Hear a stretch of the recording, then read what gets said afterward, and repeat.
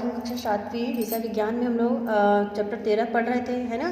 हम लोग 13.2 जंतुओं में परिवहन में आए थे। ठीक है, आज पढ़ेंगे हम जंतुओं में परिवहन। तो जैविक क्रियाओं के लिए प्रत्येक जीव को ऊर्जा की आवश्यकता होती है ना। क्रिया करने के लिए उसको क्या पड़ेगा, जीव को ऊर्जा की आवश्यकता होगी, और जो उससे भोजन से प्राप्त होती है ना। अब हम जब खाना खाते हैं तभी तो हमको शक्ति मिलती है ना, तभी तो हम कुछ कार्य को कर सकते हैं। तो पाचन अंगों द्वारा पचा हुआ भोजन पूरे शरीर में भेजा जाता है तथा अपशिष्ट और उत्सर्जी पदार्थों को उत्सर्जी अंगों तक पहुंचाया जाता है। इसी प्रकार शरीर के सभी अंगों को श्वसन के लिए लगातार ऑक्सीजन की आवश्यकता होती है ना। साथ ही इन अंगों में श्वसन क्रिया के द्वारा लगातार कार्बन डाइऑक्साइड बनती रहती है, जो शरीर के लिए हानिकारक होती है। इसे शरीर से बाहर निकालना जरूरी होता है, और इसका अर्थ यह है कि जीवों के शरीर में विभिन्न पदार्थों का किसी न किसी तरह परिवर्तन होता रहता है, परिवहन होता रहता है। आइए देखें, क्या सभी जीवों में यह परिवहन एक समान होता है अथवा अलग अलग तरीके से होता है। ठीक है,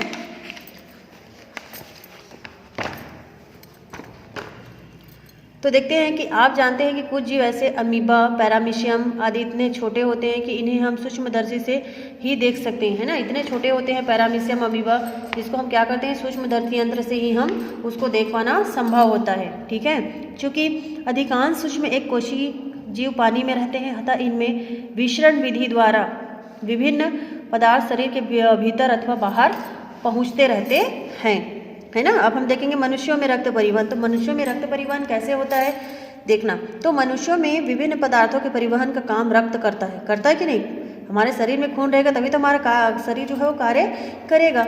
आइए देखें कि रक्त क्या है और यह शरीर के सभी भागों में कैसे पहुंचता है। तो हम जानते हैं कि रक्त एक संयोजी ऊतक है। यह केवल तरल पदार्थ ही नहीं, यदि रक्त की पतली सी तह को कांच की स्लाइड पर रखकर सूक्ष्मदर्शी से देखें तो इसमें बहुत से कण भी दिखाई देते हैं। एक कण वास्तव में कोशिकाएं हैं जो प्लाज्मा में तैरती रहती है ना। ये क्या है, कोशिका है जो प्लाज्मा थैली में जो बोलते हैं ना उसमें तैरती रहती है। और प्लाज्मा रक्त का तरल भाग है जिसमें 92% पानी होता है, और से 60% में भोज्य पदार्थ, उत्सर्जी पदार्थ तथा खनिज लवण होते हैं, जिनका रक्त द्वारा परिवहन किया जाता है। रक्त कोशिकाएं मुख्यतः 3 प्रकार की होती है।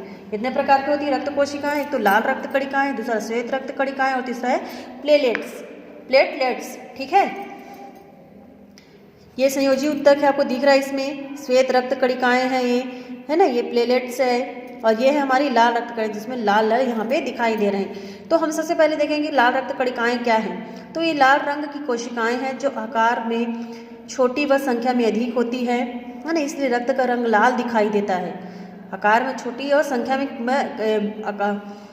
क्या है, आकार में छोटी व संख्या में अधिक होती है ना, इसलिए इसको रक्त का लाल रंग दिखाई देता है। इनका लाल रंग जटिल पदार्थ हीमोग्लोबिन, उसी को हम क्या कहते हैं, हीमोग्लोबिन के कारण वो लाल होता है। ठीक है, हीमोग्लोबिन के कारण होता है, और लाल रक्त कणिकाएं अधिक होने पर हमारा शरीर अधिक ऑक्सीजन ले सकता है ना। दूसरे इसमें दिए श्वेत रक्त कणिकाएं। तो एक कोशिकाएं क्या है, रंगहीन, है ना, रंग नहीं होता इसमें, रंगहीन, आकार में बड़ी और संख्या में कम होती है। यदि शरीर में रोगाणु, जीवाणु या अन्य बाहरी पदार्थ प्रवेश कर जाते हैं तो उन्हें श्वेत रक्त कणिकाओं के द्वारा क्या करते हैं, नष्ट कर दिया जाता है। इस तरह ये हमारे शरीर की क्या करते हैं, रक्षा करती है। अब देखेंगे हम प्लेटलेट्स। तो आपने देखा होगा कि जब चोट लगती है ना, जब हमको चोट लगती है तो क्या करते हैं, तो रक्त निकलता है। यदि रक्त की बूंद जमीन पर पड़ जाए तो वह कुछ देर में जम जाती है। देखे होंगे आप लोग को भी हाथ पैर में कभी कभी लगा होगा। तो जब वो खून नीचे गिरता है ना जमीन पे, तो कभी क्या करते हैं, वो जम जाता है। और ठीक इसी तरह चोट वाले स्थान पर भी चोट वाले स्थान पे भी रक्त जमता है ना। रक्त जमने का कारण क्या है, देखते हैं, रक्त में उपस्थित प्लेटलेट्स ही है। ये भी एक प्रकार की कोशिकाएं जो संख्या में लाल रक्त कणिकाओं से कम होती है। ठीक है, देखते हैं यहाँ पे, कभी कभी दुर्घटना होने पर यह बीमारी से मनुष्य के शरीर में रक्त की कमी हो जाती है, आप लोग सब जानते हो। तब डॉक्टर क्या करता है, द्वारा स्वस्थ मनुष्य इस रक्त को रोगी के शरीर में पहुंचाकर उसकी जीवन रक्षा की जाती है। इस क्रिया को खून चढ़ाना यानी रक्तदान कहते हैं, है ना। जो मनुष्य रक्त देता है उसे दाता, और जो रोगी रक्त लेता है उसे ग्राही कहते हैं। किंतु रक्तदान आसान नहीं है। आवश्यकता के समय उसी के समान रक्त वाले मनुष्य का मिलना बहुत ही आवश्यक होता है ना। देख रहे हैं मनुष्य में रक्त परिवहन का कैसे रेखा चित्र है। ये सिर है, हाथ है, फेफड़े हैं, धमनी है, शिरा है, शिराएँ हैं, धमनियाँ, यकृत, छोटी आंत, यकृत, पैर, है ना, सब उसमें बनाया गया है कि कैसे उसमें शरीर में खून का परिवहन होता है ना। पिछली कक्षा में आपने हृदय शिराओं और धमनियों के बारे में पढ़ा है। हृदय परिवहन परिसंचरण तंत्र का प्रमुख अंग है। ऑक्सीजन युक्त रक्त धमनियों के द्वारा हृदय से बाहर आता है और धमनियों की शाखाएं जो है जैसे जैसे ऊतकों में फैलती है वे क्या करती है, वे छोटी व पतली होती जाती है ना, जिन्हें हम रक्त कोशिकाएं कहते हैं। ये रक्त कणिकाएं कोशिकाएं क्या है, कोशिकाओं के बीच से गुजरती है और रक्त कोशिका के संपर्क में आता है, जिससे रक्त और कोशिका के बीच पदार्थों की अदला बदली हो जाती है। ये रक्त कोशिकाएं आपस में मिलकर मोटी वाहिनी बनाती है। क्या बनाती है? मोटी वाहिनी, जिसे शिरा कहते हैं। और शिराएं कम ऑक्सीजन युक्त रक्त को शरीर के विभिन्न भागों से हृदय में लाती है। बहुकोशिक अकशेरुकी जंतुओं में परिवहन के लिए अलग अलग तरह की व्यवस्था होती है। प्रायः इनमें मनुष्यों के समान हृदय एवं रक्त नलिकाओं का भाव होता है ना। अतः रक्त सीधे कोशिकाओं के संपर्क में होता है ना। इसे खुला परिसंचरण तंत्र कहते हैं। सभी कशेरुकी जंतुओं में रक्त हृदय द्वारा पंप किया जाता है तथा नलिकाओं में बहता है। इसे बंद परिसंचरण तंत्र कहते हैं, है ना। अब देखते हैं यहाँ धमनी और शिरा में क्या क्या अंतर है। तो देखते हैं धमनी और शिरा में। तो पहला धमनी में क्या कि धमनी की दीवार क्या होती है? मोटी होती है। धमनी की दीवार जो है वो मोटी होती है, लेकिन शिरा की दीवार धमनी की दीवार से बहुत पतली होती है ना।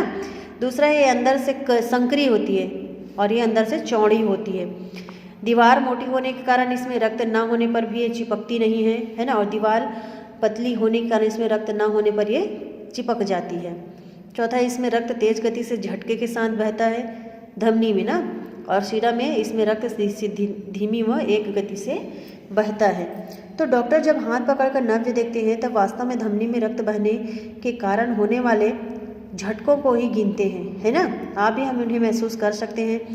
आपने रक्तचाप के बारे में सुना होगा। वास्तव में धमनियों में रक्त का दबाव होता है, जिसे विशेष यंत्र से नापते हैं। रक्तचाप सामान्य से अधिक या कम होना खतरनाक हो सकता है। चिंता करने, भोजन में अधिक वसा का उपयोग करने तथा पर्याप्त शारीरिक एवं व्यायाम न करने से भी रक्तचाप में परिवर्तन हो सकता है। अब हम यहाँ देखेंगे क्रियाकलाप 4। तो आपने दाहिने हाथ की मध्य तथा तर्जनी उंगली को अपनी बाईं कलाई के भीतरी भाग पर रखिए, है ना।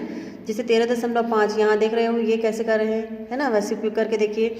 और क्या आप किसी स्पंदन यानी गति धक धक को महसूस कर सकेंगे? नाड़ी को हम जब छूते हैं तो धक धक करता है ना। ध्यान से शांत मन से उसको छूना, ठीक है। यह स्पंदन नाड़ी स्पंदन यानी नब्ज कहलाता है और यह धमनियों में प्रवाहित हो रहे रक्त के कारण होता है ना। रक्त बहता है ना। देखिए एक मिनट में कितनी बार स्पंदन होता है और प्रति मिनट स्पंदों की संख्या स्पंदन दर कहलाती है। विश्राम अवस्था में भी किसी स्वस्थ वयस्क व्यक्ति की स्पंदन दर सामान्यतः प्रति मिनट 72-80 स्पंदन होती है। 72-80 बार धड़कती है ना। अपने शरीर में ऐसे स्थानों का पता लगाइए जहां आप नाड़ी स्पंदन का क्या कहते हैं, अनुभव करते हैं, और अपनी तथा अपने 4 साथियों की स्पंदन दर ज्ञात कीजिए तथा कक्षा में उन पर चर्चा कीजिए, ठीक है। आप लोग देखना प्रयोग करके। आप जानते हैं कि हृदय वक्ष गुहा में थोड़ा बाहरी ओर स्थित होता है और हृदय का आकार लगभग मंद मुट्ठी के बराबर होता है। यह एक दोहरी हृदयावरण से ढका रहता है और हृदयावरण की 2 तहों के मध्य एक तरल पदार्थ भरा होता है जो क्या है, किसी धक्के या दुर्घटना से उसे बचाता है। और हृदय पेशियों से बना होता है और लगातार बिना रुके कार्य करता है। एक पेशी पट से हृदय 2 भागों में बटा होता है। प्रत्येक भाग पुनः 2 भागों में बटा होता है और ऊपर वाले 2 भागों को अलिंद, नीचे वाले 2 भागों को विलय कहते हैं। देख रहे हो आप लोग यहाँ पे हृदय बाह्य संरचना है, आंतरिक संरचना है ना। फेफड़ों से लाया गया अधिक ऑक्सीजन युक्त रक्त कणिकाएं विलय से धमनियों के द्वारा शरीर के सभी भागों में भेजा जाता है तथा शरीर के सभी भागों से लाया गया कम ऑक्सीजन युक्त रक्त शिराओं से अलिंद से पहुंचाया जाता है, जहां से रक्त को पुनः क्या करते हैं, अधिक ऑक्सीजन युक्त होने के लिए फेफड़ों में क्या करते हैं, उसको भेज दिया जाता है ना। आंतरिक संरचना ये फेफड़ों की देख रहे हो, धक धक की, है ना। कैसे हम लोग अपनी नाड़ी को छूते हैं तो कैसे धीरे धीरे धक धक की आवाज़ करती है, वैसे ही आप लोग भी करके देखना। ठीक है, ये बाह्य संरचना उसके, ये आंतरिक संरचना है।